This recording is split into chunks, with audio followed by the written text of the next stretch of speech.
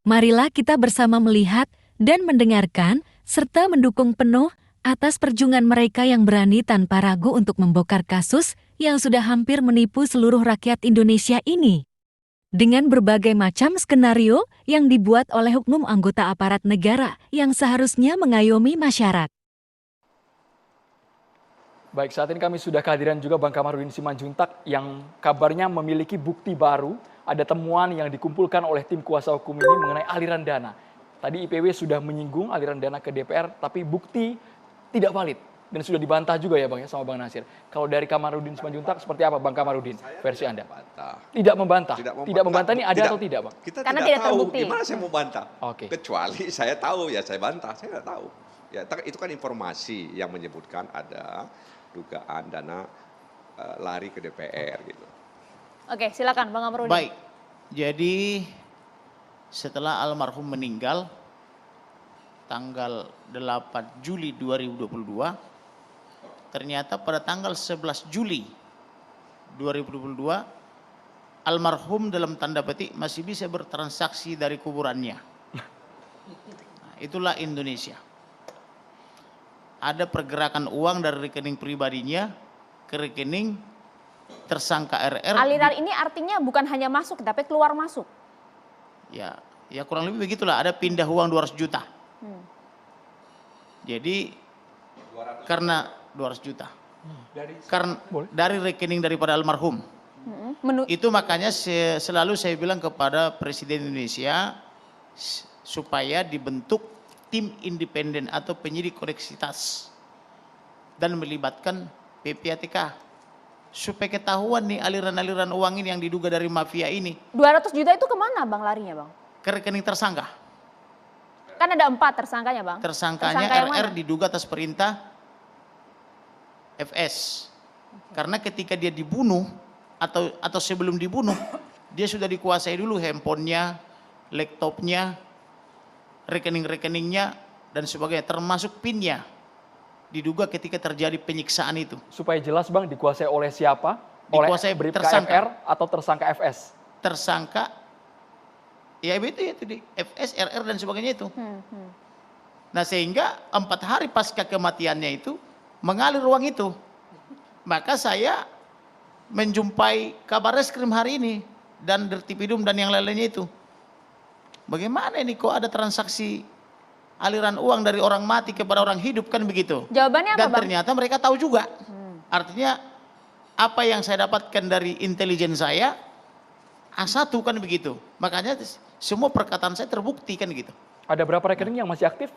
Rekeningnya itu ada 4. Ada di Bank BNI, di Bank BRI, kemudian di Bank Mandiri, dan di Bank BCA. Atas nama 200 siapa juta. Bang? Atas nama almarhum tentunya. Keempat-empatnya ya? Iya, Oke. itu sebabnya selalu saya katakan, tolong dong Presiden Republik Indonesia bentuk tim independen, selamatkan ini Polri.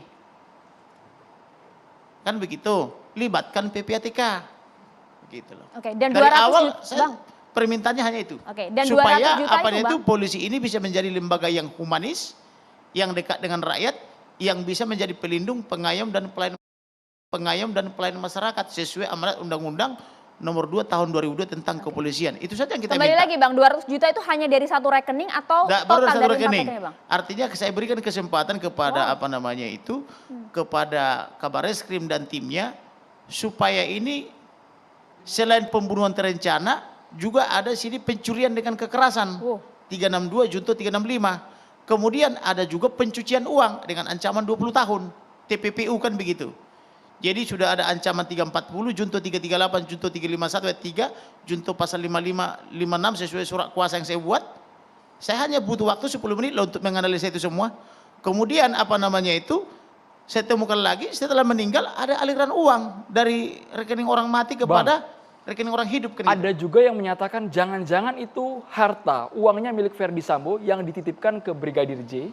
Memang berdasarkan laporan ke saya dari intelijen saya ya, itu disebutkan dana taktis. Tetapi benar apa tidak kan biarlah penyidik yang mengungkap ini. Tetapi kalau saya tidak berkunjung hari ini ke ke Barreskrim mengatakan itu, mungkin itu selamanya gelap dana taktis ternyata. untuk apa ini Bang? Dana taktis untuk apa? ya informasi dana taktis.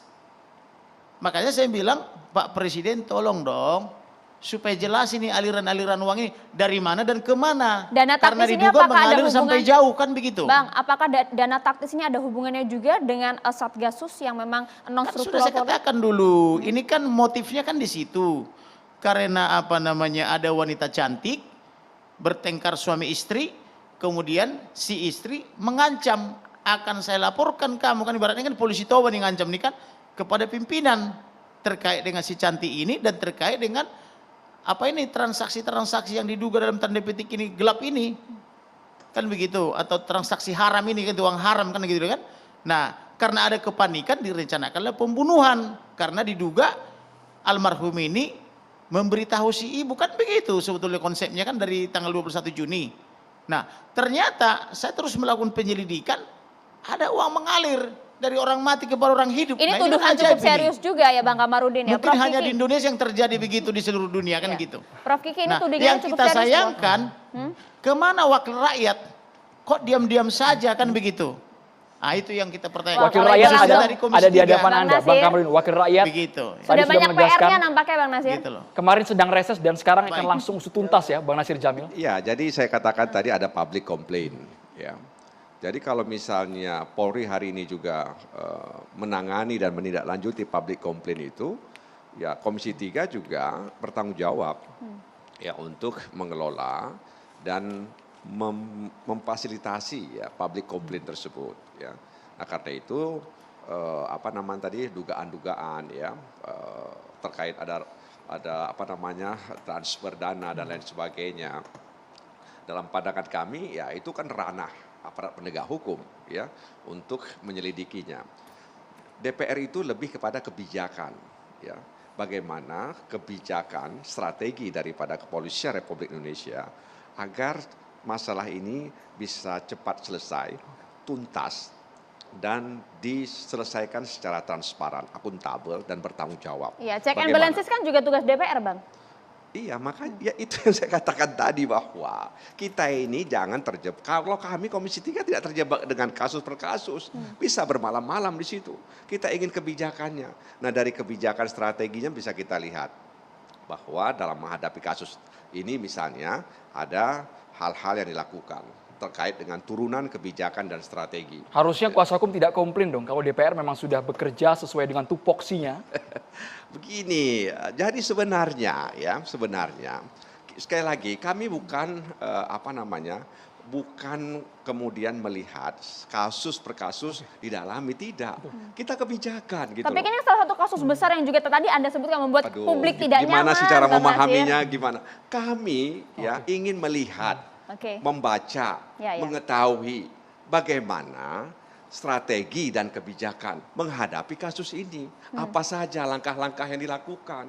Dan Ya itu kan? nanti pada Karena saat apa? rapat kerja. Jangan nanti kemudian kami terjebak atau dituduh mempolitisasi ya kasus ini. Jadi kami ingin ini dalam ranah hukumnya selesaikan. Ya kita dorong, ya kita kawal agar kemudian kasus ini bisa berjalan sesuai dengan harapan masyarakat Oke. begitu. Ada Baik. jadi public trust itu kemudian bisa muncul begitu. Bang, Saya bersurat ke 60 lembaga negara. Salah satunya Komisi 3 DPR. Tidak ada satupun surat kita yang dibalas terkait pelanggaran HAM dan hukum. bersurat soal Soal apakah negara ini masih negara hukum atau tidak, atau sudah berubah jadi negara kekuasaan politik. Tidak ada yang balas kecuali ombudsman. Kemudian saya tanyakan juga mengenai kasus ini juga, termasuk permohonan kita untuk permohonan saya waktu dari sejak awal kan ekshumasi atau menggali kuburnya, Otopsi melakukan ulang. visum et repertum, dan termasuk melakukan otopsi ulang. Tak ada dibalas DPR. Termasuk juga ada seorang dirut BUMN yang mengelola uang 300 triliun uang rakyat itu ya, khususnya uang PNS. Si dirut ini mengawini semua wanita yang dia inginkan. Kalau ketemu Islam, dia ketemu Kristen, dia ketemu ini termasuk juga laporan itu tadi ya, Bang? Saya Tidak ada laporkan ke balasan. Komisi 3 DPR sampai sekarang nggak ditanggapi. Kita itu fokus suratnya. Yosua saja Bang, kita fokus Ya, Brigadir artinya J kan saja. gini loh, artinya kita ini sudah lama tidak punya wakil rakyat. Gitu loh. Begini, Tak ada Bang. yang dibalas. Begini Bang Kamar, Iya. saya mencoba untuk membantu ya. kemarin itu kita sejak Juli misalnya sudah reses ya. Nah, apakah misalnya suratnya masuk ketika kami sedang menjalani masa reses? Ya, kalau Sebelum Bang katanya. Ya nanti saya sendiri nanti coba akan mempertanyakan dalam rapat internal ya terkait dengan surat yang dibilang oleh Bang Kamarudin tadi ya soal itu, sehingga kemudian nanti ya kalau ada kesempatan lagi kita sampaikan terkait dengan surat-surat yang dialamatkan kepada Komisi 3. Karena biasanya Bang, surat Komisi 3 itu biasanya kan ada apa istilahnya ke pimpinan dulu, kemudian dari pimpinan baru didisposisi ke komisi-komisi terkait. Ya, nah nanti kita coba tanya ya terkait dengan surat yang Alur Bang Kamarudin administrasinya ya, sebutkan Bang tadi. Nasir ya, itu ada alur administrasinya di DPR. Ya di mana-mana seperti itu menurut Oke. saya, bukan di DPR Saya saja. kirim surat langsung ke Komisi 3 DPR, tidak pakai ada juga yang ke ketua, ada yang langsung ke Komisi 3. Tetapi ajaibnya tidak ada yang pernah dibalas. Yang lebih lucu lagi di apa namanya itu Komnas Komisi 3. Tetapi ajaibnya tidak ada yang pernah dibalas. Yang lebih lucu lagi di apa namanya itu Kompolnas. Surat dari 2021 sampai dengan 2022 sekali jawab semua dari banyaknya surat. Itu pun setelah saya boomingkan di televisi, apa kerjaan kau selama ini? Saya surati, ini nilainya triliun-triliunan, kamu diam-diam aja. Maka langsung diutus itu pejabatnya langsung ke kantor, apa namanya, sekali jawab surat dari 2021 sampai 2022 untuk banyak kasus gitu. Jadi nggak pernah dibalas bukan dalam konteks kasus ini saja. Dalam semua hal gitu loh. Jadi bingung kita ini Termasuk sebenarnya. juga DPR? Termasuk DPR. DPR juga Bang Nasir. Waduh. Ya, saya kan bukan, artinya begini, kalau memang ada itu kan berarti kalau misalnya suratnya sampai, kemudian ada disposisi pimpinan, tidak dibalas, karena itu kan lembaga politik, ya. Pimpinannya itu kan kolektif kolegial. Nggak bisa misalnya Ketua Komisi 3 membalas surat itu. Dia kan harus musyawarahkan dengan pimpinan lainnya, bahkan dengan kapoksi istilahnya. Ya, dengan ketua-ketua kelompok fraksi yang ada di Komisi 3. Dicatat dulu berarti untuk saat ini ya? Bagaimana? Dicatat dulu untuk saat ini. Ya kalau misalnya Bang Kamarudin malam ini ada bawa surat itu kasih sama saya, ya biar saya sampaikan nanti dalam rapat internal hari Kamis. Langsung ditindaklanjuti Bang ya? Ya bukan tidak lanjut, saya sampaikan begitu kira-kira. Oke. Baik Bang Kamarudin, jadi harapannya untuk wakil rakyat seperti apa dalam kasus Brigadir Yosua ini? Harapan saya supaya anggota DPR itu khususnya karena mereka membidangi HAM dan hukum, supaya lebih peduli kepada rakyat, karena harapan rakyat itu kan sudah diwakilkan kepada DPR. Jadi kalau rakyat bersurat atau memohon perlindungan ya tolong diberikan kan begitu. Kepada siapa lagi rakyat ini mengadu? Kalau semua rakyat mengadu ke saya, emang Kamarudin siapa kan begitu? Paling saya sebelum tidur meneteskan air mata dan mengadu kepada Tuhan Elohim, kan hanya begitu aja yang bisa lakukan. Yang bisa saya bantu, saya bantu. Bahkan ada banyak surat juga yang terkait dengan kemaslahatan rakyat. Saya surati juga nggak dibalas-balas. Akhirnya ada juga yang sampai saya gugat ke pengadilan. Termasuk Presiden sudah 7 kali saya gugat dalam 1-2 tahun ini gitu loh. Termasuk menteri-menterinya kan begitu. Kita juga ingin dengar respon dari Bu Irma, kemudian dari Bang Manajer dan juga dari Prof Kiki. Tapi usai jeda sesaat lagi pemirsa.